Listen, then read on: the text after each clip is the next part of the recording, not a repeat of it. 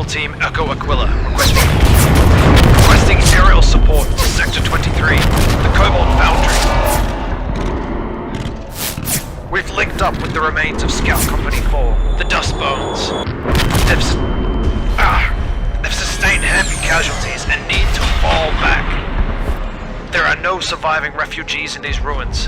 Effective immediately, all Vox claiming otherwise is to be considered a Xenos trick. This whole operation was a trap. Jenkins, get fire on those Necrons! Scarabs are going through the wall! This whole operation was a trap! The Cobalt Foundry contains only death. This place belongs to the dead. Repeat, the Cobalt Foundry needs immediate... Just burn it all.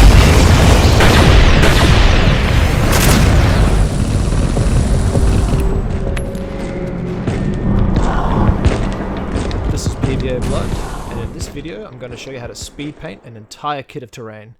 Now I got sent the Cobalt Foundry terrain kit by Archon Studio. It's part of their RAMPART Kickstarter campaign, which I'll link below. I did not get paid for this. I don't make any money from this channel, come to think of it. But they sent me this to review. There's a lot of pieces in here, a lot more than 129, I can tell you that for a fact.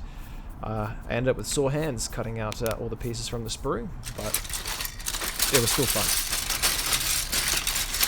I'm going to assemble this. I've got a bit of a plan. You can make this modular, can easily add some magnets, but I'm not going to bother. I also got sent these prototype roofs and flooring pieces to make this a bit more multi-level. The final designs may vary because, again, these are the prototype parts. But as you can see from those prototype parts, there's just as much detail as these wall sections. I broke some of these in parts, cut them up, just to give a little bit more detail, some more variation to these different sets, including some of these floor supports. I decided to use them as some supports for the walls. You also get lots of little like tchotchkes, some vents, some access panels, some like weird cyber heads to add to the terrain, add some more detail here.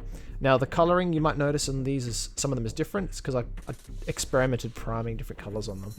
At any rate, I also decided to break up some of these floor tiles just to add to the ruin effect, and they take to being chopped up really easily. Just follow the existing lines and they snap nicely. They've also got this peg system to hold them together. These little square pieces that just sort of snap together, and then I super glued them in. You can see that I also trimmed off the corners when they were finally glued in place, because they look a bit jank otherwise, so, you know, final design might modify that slightly. But I just trimmed them off, and it kind of looks like that, you know, Black Templar angry badge. You know the one. I think it fits. I've got some foam core here left over. I think this was left over from when I made my Necron Monolith Corrupted project. That's an old video, but this is some old card I had lying around. I'm just cutting out some pieces and hot gluing them together. And again, this stuff was actually sitting in the direct sun and outside. Got weather damage, but it's still good for terrain. I made a lot of these little terrain pieces, and again, these are all from the same kit, and just a little bit of extra flooring tiles. I've also got some spare pieces of wire, some cotton swabs, even an old set of headphones, and I'm just chopping them all up and jamming them into the holes, because there's obviously more holes here than there were little decorative pieces to slot in, just to add some more, you know, broken pipe and cables and just little decorative touches. So here you go. We all have got some spare headphones lying around we don't use anymore. And I'm just super gluing them in. You can see I've got one end of that cable into a box and into another into the hole in the wall. Anyway, just extra bits of pipe. Glue them in, chop them up, and then paint them later.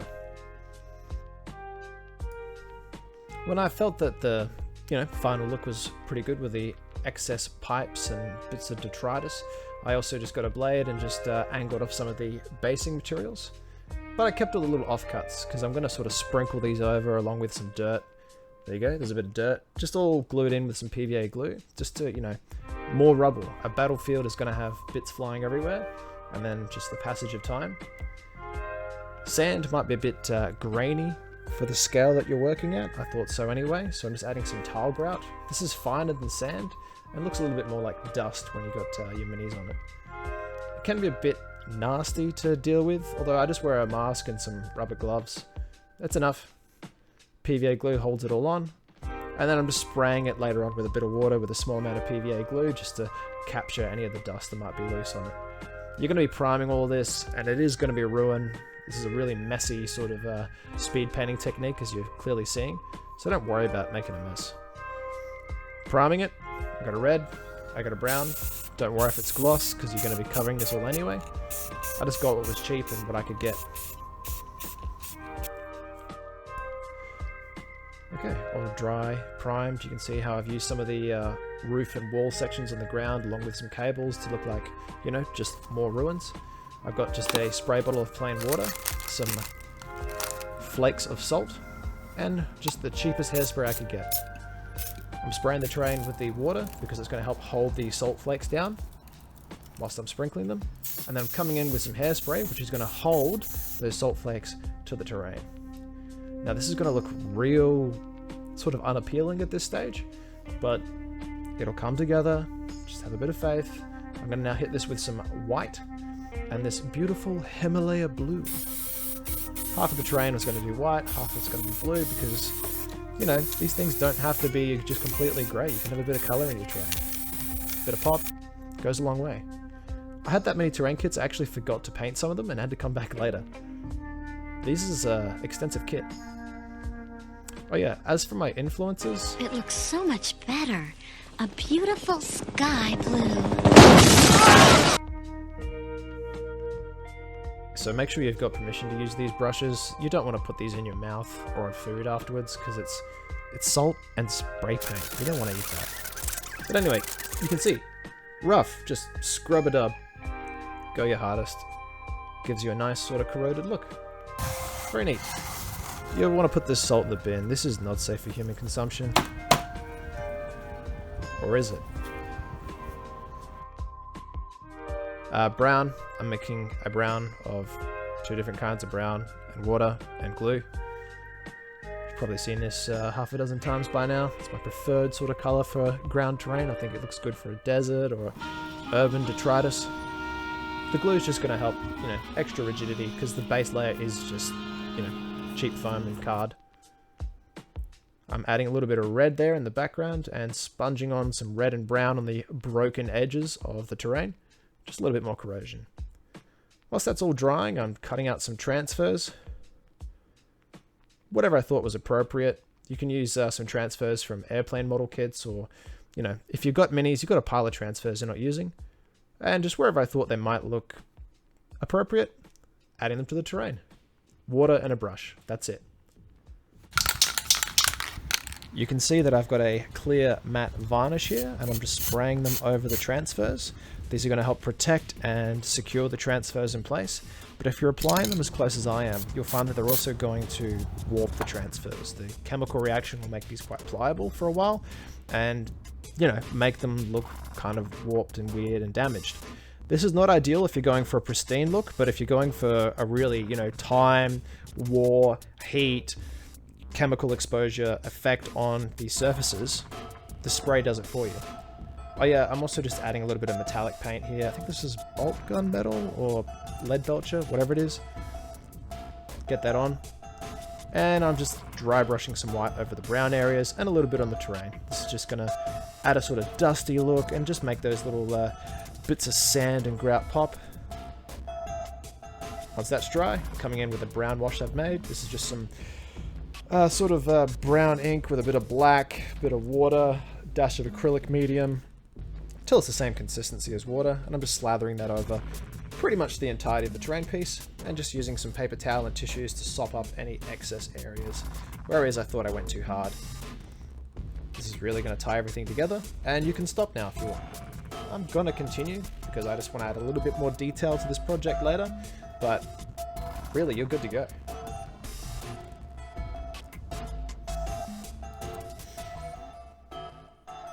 As you can plainly see, this is battlefield ready terrain.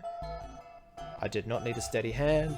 I didn't need to go and pick out all this incredible detail, which this model kit does have, and you can really put that time in if you want to. But if you just want to speed paint, it still looks good. You can see here I've got some propaganda posters I've printed out. Thank you very much, work printing. And I'm just hitting them with some Seraphim Sepia wash by Games Workshop. It is quite worth it. Let it dry, it just makes the paper look old and weather beaten. I've got some homemade weathering powder here. This is some orange, some black, some brown pastels, just ground together in a food processor. Just get a cheap one until it's a fine powder, and then apply it with a brush. I find you can also get quite good results by using just like cheap chalk. Chuck it in a blender, get yourself some weathering powder. The pigments will stick to the terrain on their own, but I do like to be certain that they are all, you know, adhered and protected, because this will be used on a battlefield. It's not just going to sit on a shelf. So I'm going to be following up the application of this with some of that matte sealer that we were using earlier. There you go.